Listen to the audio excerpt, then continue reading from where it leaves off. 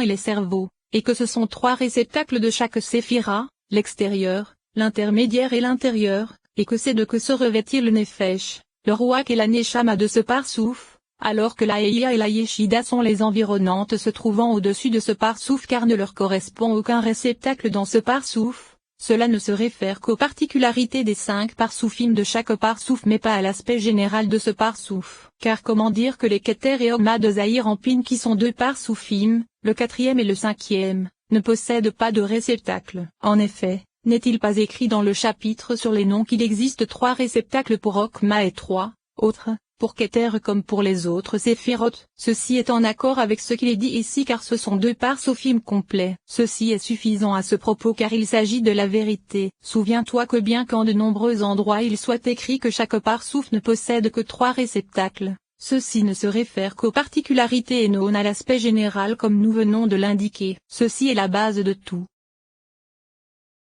23. Le maître de mémoire béni a également écrit la chose suivante dans le premier enseignement de ce chapitre. Sache que lorsque Zahir Anpin émana, il le fit avec 2 parsoufim, l'extérieur et l'intermédiaire, et c'est ce qui est appelé aspect des 6 extrémités, soit Netza, Od, Yesod, Ezed, Gebura et Tiferet. En vérité, lors de la première grossesse qui se produisit au moment de la réparation comme nous le savons, ce n'est que le parsouf extérieur qui fut réparé, selon sa propre taille qui était celle de Netza, Od et Yesod. Et le second parsouf se revêtait alors de lui et avait la taille du parsouf extérieur car il est impossible à Zahir Anpin de posséder moins que les 6 extrémités. Cependant il n'avait pas encore été réparé. C'est le secret des 3 contenus dans 3. Ensuite, c'est grâce à l'allaitement que le second parsouf fut également réparé, et alors sa force et son essence se dévoilèrent, et Zahir Anpin grandit à la mesure du second parsouf correspondant à la taille des 6 extrémités, Netza, Od, Yesod, Ezed, Gebura et Tiferet.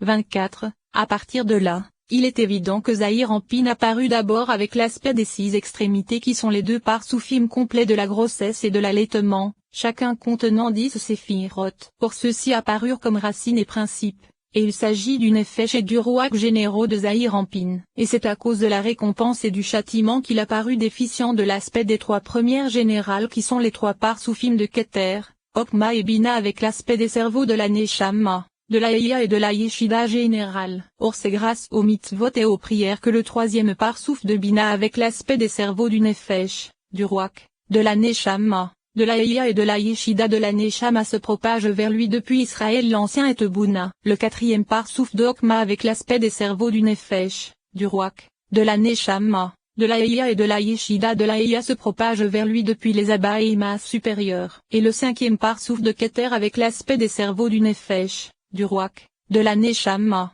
de la Eya et de la Yeshida se propage vers lui depuis Arik Anpin. Tout ceci a été expliqué dans le 5e paragraphe du chapitre sur les cerveaux. 25. Ainsi, Zahir Anpin et Nukba ne pouvaient recevoir la clarté de l'aspect de leur Neshama que par l'intermédiaire de Tebouna qui se revêtait de leur intériorité par le secret des cerveaux comme nous le savons. Et sans ce revêtement Zahir Anpin ne pouvait pas recevoir les cerveaux et leur grande clarté, comme cela est dit dans le 5e enseignement du 25e chapitre. 26. En vérité, il existe de nombreux aspects dans les lumières de la Neshama, et ce sont le Nefesh, le Rouach, la Neshama, la Eya et la Yeshida. Mais il existe également de nombreux aspects d'Israël l'ancien et de Tebouna, tout comme c'est le cas d'Abba et Ima, et ainsi de suite. Il se trouve que Zahir Anpin possède parfois un Nefesh, un Rouach, une Neshama, une Eya et une Yeshida, tous grâce à la partie d'Israël l'ancien et Tebouna. Mais c'est parfois par l'intermédiaire d'Arik Anpin. En vérité, tu dois connaître la grande règle suivante. Le Nefesh contient chacun des 5 aspects, que sont le Nefesh, le Rouach, la Neshama, la Eya et la Yeshida, le tout étant uniquement appelé Nefesh. De la même façon, nous avons les mêmes 5 aspects dont l'ensemble est appelé Rouach, Neshama, Eya, ou encore Yeshida. Or nous savons que l'ensemble de Zahir Anpin est appelé Rouach, et qu'il contient un Nefesh et un Rouach. Et dans son Nefesh se trouvent ces 5 aspects, le Nefesh, le Rouach, la Neshama, la Eya et la Yeshida. Il en est de même pour son Rouach. Ainsi, il existe 5 aspects qui en contiennent chacun 5, soit un total de 25 aspects, le tout étant appelé Rouach. De la même façon, il existe 25 aspects dans Nukba, l'ensemble étant appelé Nefesh. En vérité, Nous allons expliquer le cas de Zahir Ampine et tu en déduiras ce qu'il en est des autres. Ainsi, Zahir Ampine possède 3 réceptacles, un extérieur, un intermédiaire et un intérieur. Et tu n'as aucun membre qui ne possède ces 3 aspects. Voici les 3 racines de ces réceptacles. La vitalité de celui qui est extérieur se propage depuis le nefesh dont la racine se situe dans le foie. Celle de celui qui est intermédiaire se propage depuis le ruach résidant dans le cœur, et celle de celui qui est intérieur se propage depuis le cerveau dans lequel réside la neshama. 27. En vérité, dans Zahir Ampine il n'y avait aucun réceptacle correspondant à la Eya et à la Yeshida, car leur lumière était grande et aucun réceptacle ne pouvait les supporter. En réalité, l'intériorité de la Eya se revêtit de la Neshama, et sa lumière environnante resta dans le secret de l'environnante se situant au-dessus de Zahir Ampine, à l'extérieur des 3 aspects environnants correspondant au Nefesh, Ruach et Neshama intérieur. Et l'intériorité de la Yeshida se revêtit de la Eya, alors que sa lumière environnante resta dans le secret de l'environnante se situant au-dessus de Zahir Ampine, à l'extérieur. Et il est possible de dire qu'elle se divisa en 4 environnantes en correspondance avec le Nefesh, le Ruach, la Neshama, la Eya et la Yeshida intérieure. Ainsi, il y aurait 4 aspects environnants de la Yeshida, soit les 2 de Tselem, alors que les 3 aspects environnants de la Eya sont le Lamed de Tselem, et le Tzadi de Tselem. Ce sont les lumières intérieures qui sont 9 dans les 9 séphirotes de Zahir Ampine. Ainsi, les 5 aspects de Zahir Ampine ont été expliqués. 28. En vérité, il les prend parfois tous grâce à la Bina générale correspondant à Israël l'Ancien et Tebouna. Mais il prend parfois plus et les prend tous depuis l'emplacement de la Hokma générale qui sont les Abba et Ima supérieurs. Mais il s'élève parfois et les prend tous depuis l'emplacement de la Keter générale qui correspond à Arik Ampine et sa femelle. En vérité, sache qu'il ne les prend jamais que par l'intermédiaire d'Israël l'Ancien et Tebouna car ils sont plus élevés que lui. Cependant, le sujet en est qu'il avait l'impossibilité de s'élever depuis son degré car il n'existait aucun emplacement vide. En vérité, il faut d'abord qu'Israël l'Ancien et Tebouna s'élèvent vers l'emplacement d'Abba et Ima pour que Zahir Ampine et Noukba puissent ensuite s'élever vers l'emplacement d'Israël l'Ancien et Tebouna. Et Abba et Ima s'élèvent vers l'emplacement d'Arik Ampine et sa femelle, tout comme Arik Ampine et sa femelle s'élèvent vers le degré se situant au-dessus d'eux. Ainsi, il y a élévation vers le degré se situant juste au-dessus, jusqu'à ce que tout ça ait bougé et changé d'emplacement. Il se trouve que lors de l'élévation d'Israël l'Ancien et Tebouna vers l'emplacement d'Abba et Ima,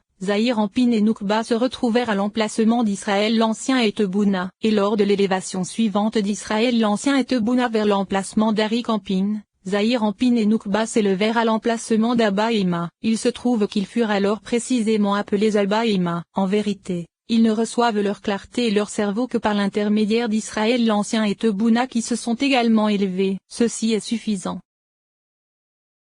29. Nous allons commencer à expliquer le sujet des 5 aspects du Nefesh, du Ruach, de la Neshama, de la Eya et de la Yeshida qu'ils reçurent par l'intermédiaire d'Israël l'Ancien et Tebouna uniquement. Ainsi, au moment de la grossesse, ce n'est que l'aspect du Nefesh qui pénétra en lui. Étudie ce qu'il est longuement expliqué à propos du Nefesh qu'il prit lors de la grossesse et qui se propageait depuis l'accouplement d'Abba et Ima. Et à la fin du paragraphe, il est écrit, en vérité, la goutte qu'Abba et Ima placèrent dans la matière et la forme pour les besoins de la lumière du levain, se propagea à partir de l'aspect de l'extériorité des Malkoutes d'Israël l'Ancien et de Tebouna. Et lors de chaque accouplement se produisant du temps de la grossesse, cette goutte se propageait et grandissait de façon à ce que lorsque le temps de la grossesse s'acheva l'extériorité des 10 séphirotes de ces Malkoutes eut achevé de pénétrer à l'intérieur de Zahir Ampine. Or tu sais déjà que cette extériorité est appelée image des cerveaux de la grossesse, et elle contient le Tzadi, le Lamed et le Mem. Et elle contient 2 images des 2 Malkoutes. Elles pénétrèrent donc toutes du temps de la grossesse qui correspond à l'ensemble des 9 séphirotes de l'extériorité des Malkoutes d'Israël l'Ancien et de Tebouna. Alors que lors de l'allaitement ce furent d'autres degrés plus élevés qui pénétrèrent. Mais il me semble plus exact que lors de la grossesse ne pénétra dans Zahir Ampine que la partie du Nefesh se trouvant dans le Nefesh des Malkoutes d'Israël l'Ancien et Tebouna. Il se trouve que jusqu'à ce moment c'est uniquement l'aspect du Nefesh se trouvant dans le Nefesh de l'aspect de la lumière et des réceptacles qui avaient été purifiés, c'est pourquoi la taille du fœtus était très petite.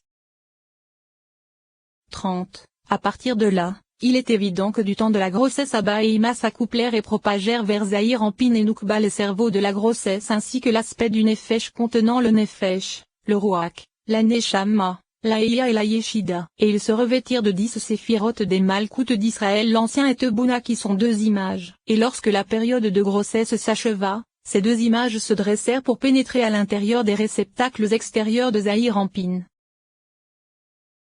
31. Ensuite, dans le 6e paragraphe nous est expliqué l'aspect des cerveaux et du rouak que Zahir-Anpin prit au moment de l'allaitement. De façon résumée, après son enfantement Abba et Ima s'accouplèrent et propagèrent vers Zahir-Anpin l'aspect des cerveaux de l'allaitement et l'aspect du rouak. Et ils se revêtirent des 6 extrémités d'Israël l'ancien et Tebouna qui sont l'aspect d'un Zahir-Anpin complet. Ce sont donc 2 images, et c'est le revêtement du temps de l'allaitement qui cause la pénétration de ces 2 images à l'intérieur des réceptacles intermédiaires de Zahir-Anpin. 32. Il se trouve que Zahir-Anpin avait déjà grandi et s'éleva pour acquérir toute la hauteur des 7 inférieurs d'Israël l'ancien et Tebouna qui sont ses Zahir-Anpin et Noukba. Et il s'agit de 4 images, 2 de Zahir-Anpin d'Israël l'ancien et Tebouna, et 2 de Zahir-Anpin et Noukba de Tebouna. 33. Ensuite, Zahir-Anpin commença à grandir véritablement, ce qui correspond à la pénétration de la Neshama. Le sens du fait que cet aspect soit appelé croissance véritable c'est que jusque-là Zahir-Anpin ne possédait que l'aspect du rouak dont l'ensemble était appelé aspect de Zahir-Anpin, ce qui correspond au rouak comme nous le savons. Cependant, lorsque la Neshama se présenta à lui, ce fut une véritable croissance supérieure à son aspect, car toute sa racine correspondait aux 6 extrémités appelées rouak. Ces 3 premières correspondant à la Neshama grandirent alors et les réceptacles de Zahir-Anpin recommencèrent à grandir sous leurs 3 aspects, extérieur, intermédiaire et intérieur, que ce soit en épaisseur ou en hauteur. Et ceci se fit grâce à la clarté de la Neshama se trouvant en eux, dans le Nefesh et le rouak eux-mêmes. Il se trouve que bien qu'au début ils possédaient également un aspect de cerveau, puisqu'ils n'avaient encore que l'aspect de la clarté du Nefesh ou du rouak, car ils n'avaient pas encore l'aspect de lumière qui leur était approprié, c'est comme s'il n'y avait pas eu en eux de cerveau. Cependant, lorsque la Neshama arriva en eux, ils grandirent eux aussi. C'est pourquoi on parle alors de croissance des cerveaux. Comprends cela. Or la pénétration de cette Neshama se fit également peu à peu comme cela a été indiqué à propos du Nefesh et du rouak, car ils sont la force des gouttes de l'accouplement d'Abba et Ima que ceux-ci propagèrent en matière et en forme à partir de l'aspect de leur réceptacle intérieur et de l'aspect de leur Neshama. Et c'est grâce à la purification des parties de Zahir-Anpin lui-même, des rois qui moururent, à partir des réceptacles et de l'aspect de la Neshama. 34. Il faut que tu connaisses une grande règle concernant toutes les images du Nefesh, du rouak, de la Neshama, de la Eya et de la Yeshida, et c'est que l'aspect du Nefesh de cette image apparut en premier. Puis ce fut le tour du Ruach des 6 extrémités de l'image, et ensuite l'ensemble des 3 premières qui sont Netza, Od et Yesod car les 3 premières sont considérées comme une seule. En vérité, elles pénétrèrent dans l'ordre, c'est-à-dire d'abord la Neshama, puis la Eya, et enfin la Yeshida. 35. Ainsi, dans l'image se trouve un Tsadi, et c'est en lui qu'est contenu le rouak car l'aspect du Nefesh est appelé ressemblance. Or c'est ce dernier qui fut donné à la femelle, alors que le Tsadi de Tselem qui fut donné au mâle est l'aspect du rouak et se trouve appelé Da'at car elle se propagea dans tout le corps par le secret du verset, et c'est par la connaissance que les chambres sont remplies. Or cette Da'at contient les 3 aspects appelés Zokma, Bina et Da'at, et ils se propagèrent sur les 3 axes de Zahir-Anpin, jusqu'à Senezza, Od et Yesod. En vérité, ces Zokma et Bina sont la Zed et la Gebura se trouvant dans Da'at, et elles sont appelées les 2 couronnes. C'est ce qu'il est dit dans l'Ivra sur la Paracha Mishpatim, Daf 122, la tête du roi est fixée par Zed et Gebura. Mais il existe un aspect inférieur de Da'at qui réunit ces 2 couronnes, et ce sont les 3 qui se propagèrent dans tout le corps de Zahir-Anpin par le secret du Tzadi de Tselem. Il s'agit donc de l'aspect de Da'at car nous savons que dans Zahir-Anpin se trouve uniquement l'aspect du nom Yoévo, alors que dans Noukba se trouve le dernier et. Or le veau de Yoévo c'est Da'at,